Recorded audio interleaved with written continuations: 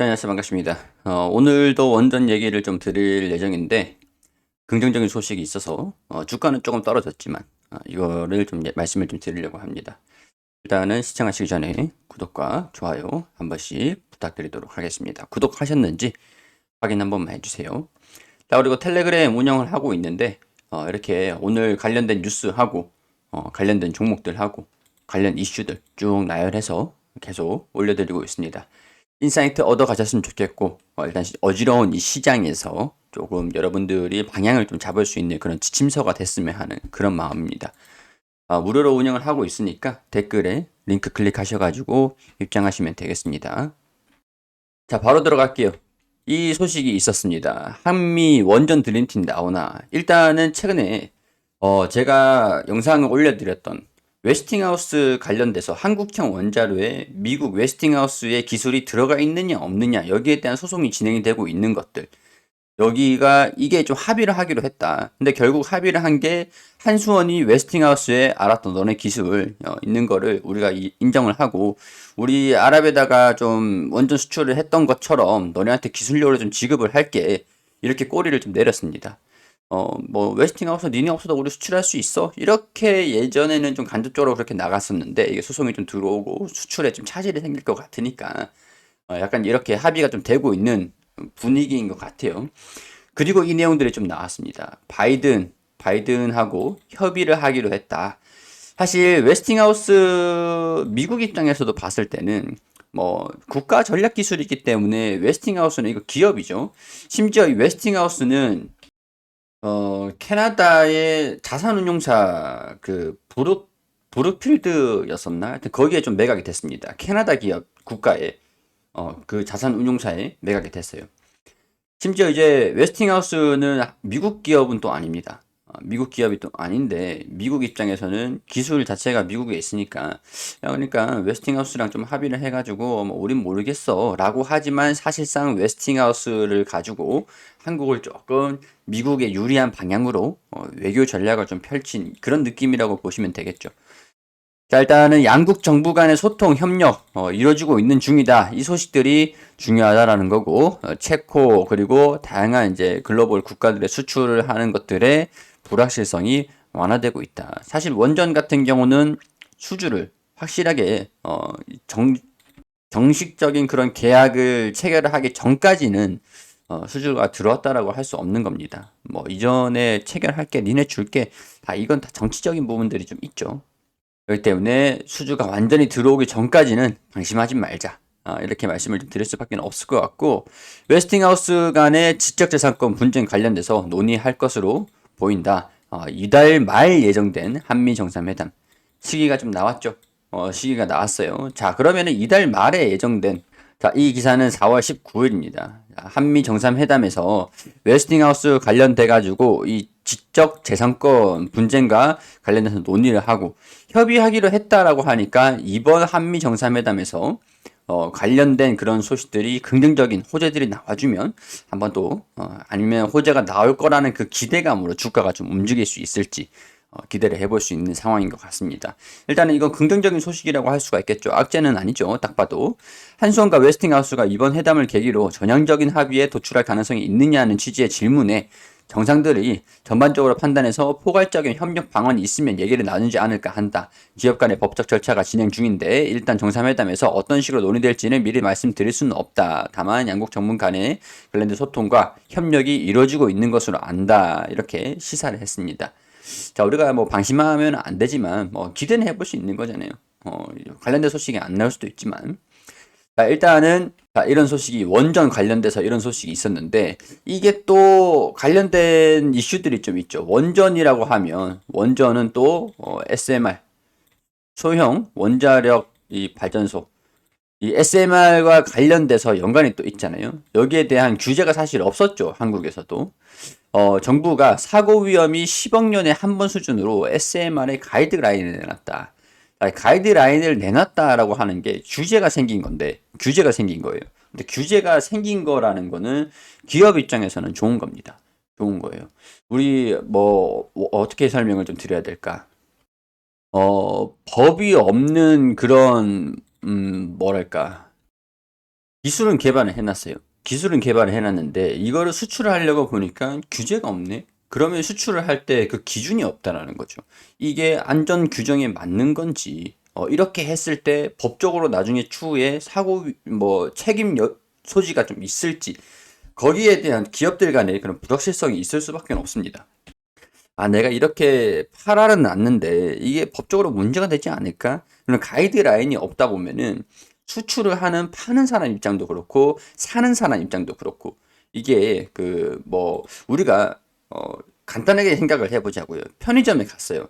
근데 소비자 판매가가 없네? 소비자 가격이 없어. 그럼 말 그대로 편의점에서 책정된 그 가격이 소비자 가격이 되는 겁니다. 이거는 이제 법적으로 문제가 되는 거잖아요. 근데 법적으로 규제가 없다 보면은 이 소비자 가격으로만 팔아 이렇게 그런 규제가 없다 보면 파는 사람도 그렇고 사는 사람도 그렇고 나중에 문제가 생길 가능성들이 높아요. 그러니까 이게 불확실성이 해소가 되는 게 그런 의미라고 보시면 될 것 같습니다. 여기 규제에 맞춰서 일단 기술은 있기 때문에 거기에 가이드라인에 맞춰가지고 이제 만들기만 하고 거기에 맞춰가지고 수출을 하면 되는 거예요. 정부가 하라는 대로 이 정부 기술이라고 했죠. 그렇기 때문에 소형 모듈 원전 같은 경우는 원전 기술이 있는데 이거를 수출을 하기까지 이 체계 자체가 없었습니다.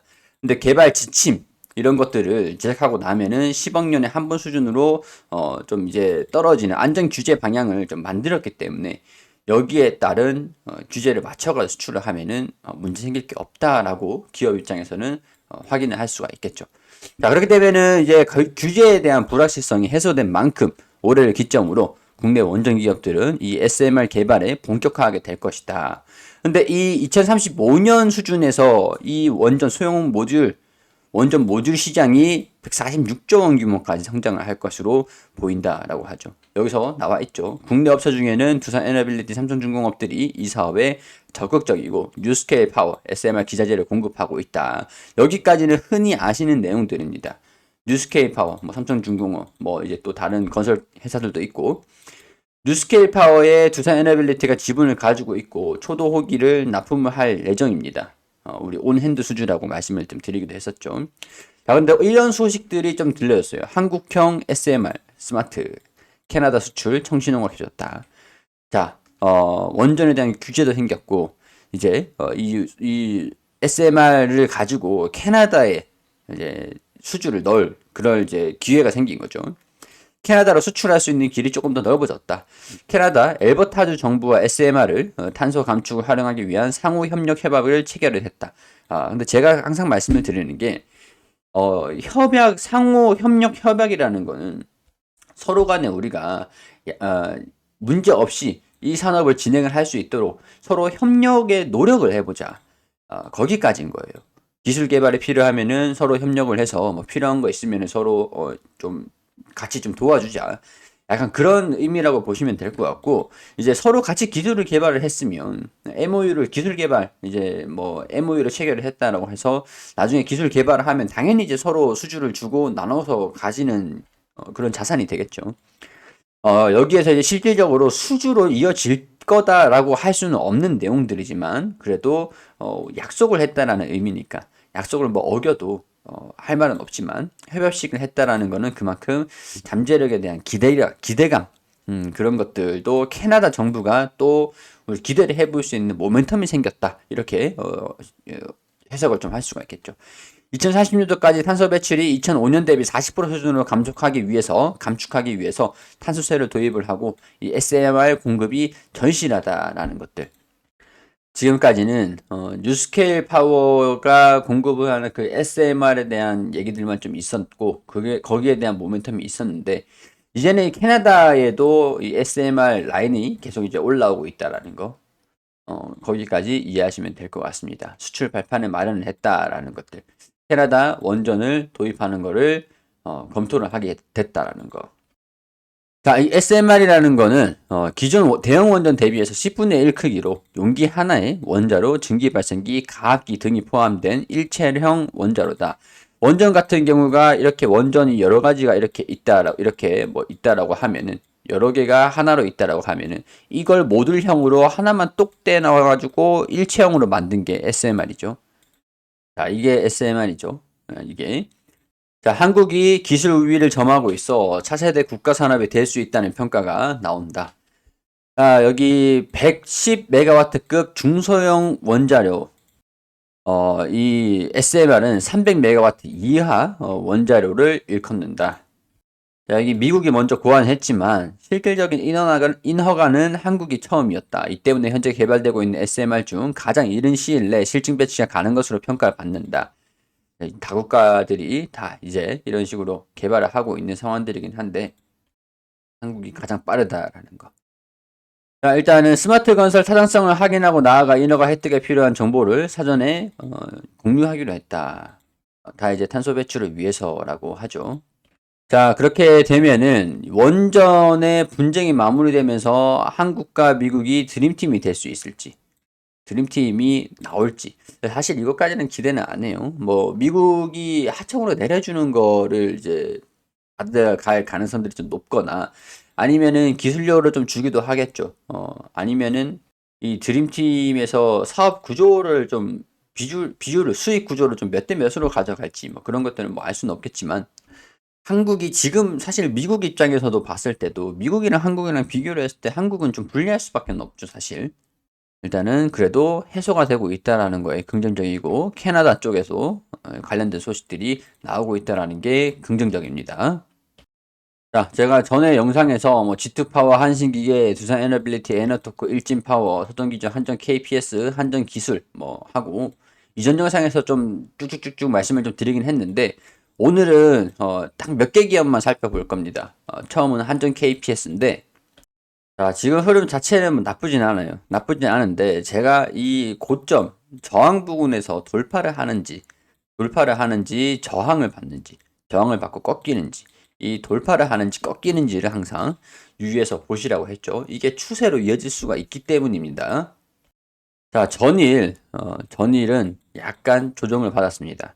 근데 사실 추세적으로 봤을 때는 큰 추세적인 변화가 일어나진 않고 있는 상황이에요. 주가는 조정을 살짝 받은 상태지만 추세적으로 완전히 조정을 받았다, 꺾였다 라고 보기에는 좀 무리가 있죠. 추세적인 부분에서 이어갈 수 있을지 아니면 조정을 받고 숨고르기 한 다음에 61선에 올라오는 것들 주가가 위에서 이렇게 추세적으로 장기 추세적인 그런 흐름들을 좀 보여줄지 체크를 해보시면 될 것 같고 참고로 전일 이제 매도가 된 것들은 외국인의 대량 매도가 좀 있었습니다. 주가가 수정을 좀 받았다는 거 참고하시고 오늘 한전 KPS를 보는 이유들은 리포트가 하나 있었습니다. 한 가지 두 개 정도 되는데 이거를 천천히 살펴보도록 할게요. 우리 이 한전 KPS 리포트를 보면서 원전 산업을 이제 간접적으로 분석하는 그런 시간을 가져볼 겁니다. 자, 한전 KPS 목표 주가 52,000원, 투자 의견 매수를 유지를 한다. 1분기 실적은 컨센서스를 상회할 전망이다. 자, 참고로 컨센서스는 3천억 원, 한 300억 원, 그리고 243억 원 정도 가량. 자, 여기 보면은 전반적인 인력 구조 변화로 인해 노무비 부담이 제한적인 가운데 빠른 매출 증가로 실적 개선이 가능할 것으로 보인다. 연간 실적의 눈높이는 6월 20일 발표될 경영평가 등급을 가늠할 수 있을 전망이다. 자, 2023년도 퍼가 16배, PBR이 1.4배. PBR은 낮은 편은 아니죠. 제가 말씀을 드렸듯이 16.7배 이 정도 수준이면은 뭐 주가가 고평가 정도 수준은 아니다라는 것들 말씀을 드렸었던 적이 있었죠. 자, 1분기 매출액이 3,525억 원, 3,525억 원으로 전년 대비 16% 정도 증가할 전망이다. 이 화력 부분 기존 효과가 유의미하게 나타날 것으로 예상된다. 이거는 KPS의 개별적인 것들. 자, 원자력은 1분기 기준 전년 대비 외형 감소가 추정이 되는 상황들인데 연간 단위로는 계획 예방 정비 준공 물량 증가로 개선 흐름이 나타낼 전망이다. 대외는 기수주 물량을 매출로 인식되면서 개선이 기대가 된다. 기존에 받아놨던 수주가 이제 실적으로 반영될 것으로 여기에 따른 기대를 해볼 수 있을 것이다. 이렇게 얘기를 해둔 겁니다. 해외 내 일부 사업장 계약 종료 등으로 소폭 감소할 것으로 예상되는데 영업이익은 597억 원, 전년 대비 165% 정도 증가할 전망이다. 2022년 구체화된 비용 절감 효과가 오래도 이어지고 있는 가운데 일부 마진이 낮은 해외 사업장 비중 감소로 적자가 오히려 나지 않고 오히려 하방 좀 단단한 그런 실적을 보여줄 전망이라고 보면 될 것 같습니다. 신한울 1호기 산업운전으로 원자력 부분의 경상정비 매출이 증가가 되고 자, 여기에 따른 이제 신한울 2호기가 추가 상업 운전이 예정되어 있고 이후에는 신규 기저 발전 설비가 도입되는 부분을 감안하면 당분간 매출 이익은 우상향 흐름이 이어질 수 있다. 이거는 비단 한전 KPS만 그런 건 아닐 겁니다. 신한울 1호기, 2호기는 원전 산업에 전반적으로 영향을 미칠 수 있기 때문에 이런 부분들을 따라서 그러면은 이 매출과 이익이 우상향이 당분간 원전 산업들은 이어질 수가 있겠구나. 이렇게 이해를 하시면 될 것 같아요. 자, 그리고 신영증권에서 리포트가 하나 더 나왔는데요. 이게 4월 20일, 4월 20일 내일 나올 예정인 리포트입니다. 여기서 4월 20일 되어 있는 거 보니까 선공개가 좀 된 것 같아요. 자, 1분기 매출액은 전년 대비 8.6% 증가한 3,290억 원. 아까보다 조금 높게 금액은 좀 높아진 것 같습니다. 영업이익도 585억 원이 될 전망이라고 하죠. 자, 1분기 매출액이 8.6%가 증가가 될 것이다. 자, 여기서 똑같이 화력발전소 계획 예방 정비 물량이 2024년도로 넘어오면서 1분기의 화력 부분 매출액이 조금 증가될 것이다. 자, 해외 부분 매출액 일부 산업 프로젝트들이 마무리되면서 소폭 감소할 것으로 예상되는 상황이나 관련 비용이 줄어들면서 오히려 이익이 개선이 될 것으로 예상이 된다. 자, 적자가 좀 나왔었나 봐요. 적자가 나왔다기보다는 영업이익이 그렇게 좋지는 않았었나 봐요. 더불어 성과금 삭감 그리고 채용 최소화 등으로 비용 절감 노력을 통해서 영업이익률이 증가될 것이다. 그렇기 때문에 전년 대비 증가 한 585억 원 정도를 기록할 것으로 예상이 된다. 자, 개발도상국 중심으로 EPC 형태, 그러니까 개발, 조달, 건설까지 자본 투자를 하는 방식을 확대되고 있는 상황이기 때문에 풍력, 연료전지 등으로 신재생 관련 산업을 지속적으로 수주를 하면서 외형 성장을 이어갈 것으로 기대가 된다. 이거는 두산 에너빌리티도 한번 좀 기대를 해봐도 되지 않을까 그런 생각들이 좀 드는데 두산 쪽의 풍력은 딱히 지금 현실적으로 기대가 되는 상황들은 아니라 가지고 자 여기서 잠깐만 좀 딴 데로 잠깐 좀 넘어가다 보면 CS 윈드가 조용히 지금 8만 원을 넘어서려고 하고 있습니다. 풍력 쪽이죠. CS 윈드도 그렇고 한전 KPS도 풍력 얘기 나오는 거 보니까 아무래도 조금 온기가 두산 에너빌리티에도 슬쩍 들어와 줄 수도 있지 않을까. 일단 기대는 하지 말자고요. 자, 중장기적으로 성장 모멘텀으로는 원전 해체 산업을 준비를 하고 있다. 해체도 하고 운영도 하고 약간 이런 것들 같아요. 원전 해체 관련 규모는 약 1,000억 원 정도로 이거는 이제 두산 에너빌리티보다는 해체 기업으로 좀 우리 기술이 있죠. 자, 우리 기술도 원전 해체 관련돼서 조금 이제 관련도가 좀 있습니다. 일단 여기서 딴 길로 샜다가 다시 자, 일단은 국내 원전 수출까지 활발하게 진행되고 있는 상황이기 때문에 국가 안보, 원전 안전성 등 요인으로 국내 원자력 관련 공사는 민간 시장에서 아직까지는 개방되기 힘들 것으로 예상이 된다. 이에 원자력 관련 사업은 동사가 수주하고 있는 것을 감안하면 충분히 매력적이라고 판단된다. 자, 우리 원전 산업은 팀 코리아가 동시에 좀 진행을 합니다. 민간 기업이 좀 진행을 하는 것보다는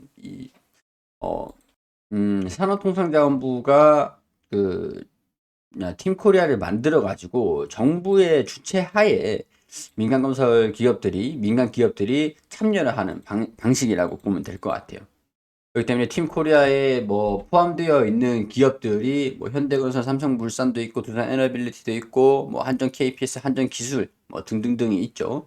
이런 기업들은 포함이 되는 겁니다. 민간 시장이 아직까지 개방되기 힘들 것으로 예상이 된다라고 하는데 민간 시장에는 개방이 되는 거랑은 팀 코리아에 포함되어 있는 기업들 중심으로 될 것이다. 이렇게 이해를 하시면 될 것 같아요. 일단 여기서도 목표 주가를 5만 원으로 유지를 하고 예상 EPS 3,398원과 PER 14배 정도 적용을 해서 산정을 했다. 14배, 아까는 16배 수준. 16배, 14배 수준. 변동폭이라고 보시면 될 것 같습니다. 자, 이렇게 한전 KPS는 조정을 받았으나 장기적인 전망 자체는 긍정적일 것이고 1분기 실적도 기대를 해볼 수 있을 것 같다라고 나와 있는 상황들이죠. 영업이익도 뭐 500억 원 정도까지도 증가가 될 수 있겠다라고 보고 있다 보니까 시장에서 원전 산업에 대한 서프라이즈를 한번 기대를 하고 있는 상황들이 아닐까 이런 생각들이 좀 듭니다. 자, 두산 에너빌리티도 좀 마찬가지겠죠. 자, 원전 쪽에 이제 매출이 좀 나와준다라고 하면은 영업이익이 흑자가 좀 나와줘야 되는데 두산 에너빌리티에 대한 그런 보고서가 리포트 자체가 좀 많이 없는 게 좀 불확실성이 좀 있어서 그래요. 어떠한 변수를 가지고 실적이 좀 나와줄까? 이거를 지금 예측할 수 있는 상황이 좀 아닌 것 같거든요. 이전에는 전망치가 분기별로 쭉 나와줬었는데 이제는 분기별은 없고 연간치만 있잖아요. 그렇기 때문에 연간치는 좀 잘 나와줄 거다. 근데 500억 지배주 순이익이 500억이 나올 거다. 그럼 이제 한 대략적으로 한 단기 순이익이 한 800억에서 900억 정도 보수적으로 나온다라고 가정을 하고, 자, 영업이익이 6천억 원이라고 하면은 2분기, 3분기, 4분기로 갈수록 단기 순이익이 확대가 되는 게 맞겠죠. 뭐 500억, 여기서 800억, 900억, 그리고 1200억, 뭐 2000억 이런 식으로 확대가 돼야 이 금액이 나오겠죠. 그게 아니면은 이거 전망치보다 낮게 나온다는 얘기입니다. 그렇기 때문에 2분기, 3분기 컨센서스를 제시하는 건 없다라는 건 리스크. 다만 연간 이익 추정치가 좀 개선이 될 것이다라고 기대를 하고 있는 것들은 나쁘지 않은 요인들. 자, 원전 산업들이 대부분 어제 주종을 좀 받았고 오늘 다시 순매수가 좀 들어오는 분위기인 것 같습니다. 자, 두산 에너빌리티 포함해가지고 원전 기업들 같은 경우는 1분기 실적을 기다려보자. 1분기 실적의 호실적을 기다려보자. 호실적. 대신 이제 제가 이전에 PER이 좀 너무 높은 기업들 설명을 좀 드리긴 했었습니다. 주가가 너무 높은 기업들은 실적이 나왔다라고 해도 이 주가, 기업 형성되어 있는 기업 가치 대비해서, 기업 가치 대비해서 이 주가가 좀 높지 않나? 약간 이런 좀 냉정한 판단을 할 수 있게끔 만드는 이벤트가 좀 될 수 있기 때문에 PER이 너무 높거나 평가가 주가 가치 평가가 너무 높게 되어 있는 기업들은 살짝 경계하시는 것도 괜찮을 것 같아요. 자, 이달 말에 한미 정상회담도 예정되어 있다라고 하고 여기에 대해서 우리 뭐 원전에 대한 뭐 한미 그 뭐 어벤져스라고 해야 되나? 드림팀이라고 해야겠죠? 자, 그럼 포인트가, 투자 포인트가 3개 정도 됩니다. 1분기 실적, 그리고 뭐, 이달 말, 한미 정상회담. 여기서 한미 드림팀, 원전 드림팀이죠. 자, 그리고 세 번째는 SMR 관련돼서 긍정적인 소식들, 그리고 뭐, 이런, 어, 긍정적인 소식들이 나와주는지, 캐나다와의 협약이 장기적으로 확대가 되는지 일단 이게 순서가 좀 될 것 같아요. 아마 이거랑 소식들이 좀 동시에 좀 나와줄 수도 있을 것 같은데 한번 기다려 보도록 하겠습니다. 자, 이렇게 투자 포인트, 우리 모멘텀들, 관련 이슈들 체크를 마무리할 수 있도록 하고 오늘은 조금 다소 짧게 여기서 마무리할 수 있도록 할게요. 오늘 한전 KPS 두산 에너빌리티 두 기업 봤고요. 그리고 저도 이제 텔레그램 인사이트를 드릴 수 있는 텔레그램 방을 운영을 하고 있으니까 구독, 좋아요 한번 해주시고 댓글 클릭하셔가지고 링크 타고 들어오시면 되겠습니다. 무료로 공략수도 드리고 있으니까요. 참고하셔가지고 좋은 기회, 투자 성과 있으시기를 바라도록 하겠습니다.